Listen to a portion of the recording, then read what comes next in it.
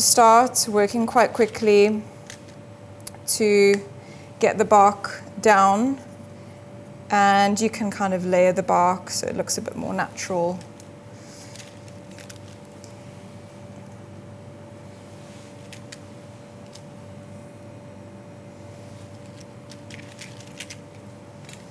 When you have a curved piece like this, it's actually perfect because it's already in the shape, so I like to use the curved ones on the edge, so you can see it just hugs perfectly the side of your Yule log.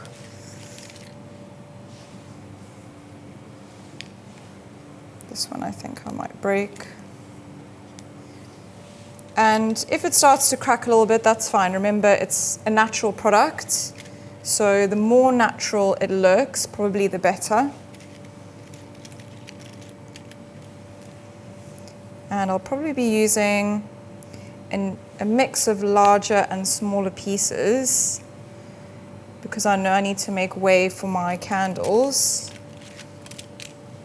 You could copy me, you could do larger ones down the side and then you could do smaller ones on top. Just depends what you're left with. And already I have a glue situation, so that one didn't stick. So I just added a bit of buttercream.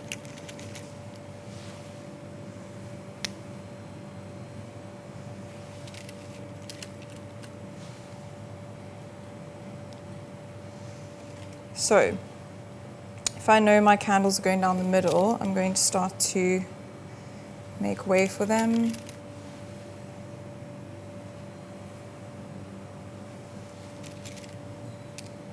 When you do eventually cut your Yule log, of course the chocolate is going to crack, but that's part of the fun and the beauty of it. So I would definitely recommend chilling this in the fridge and then taking it out about half an hour before it's needed, just so that the buttercream is not hard and it comes to room temperature. So it's going really well, but I even have melty fingers myself, and this might happen to you. So at this point, I'm going to stop, quickly pop it in the fridge, and I'll come back in about 10 minutes just to make sure that the chocolate is not going to melt in my fingers.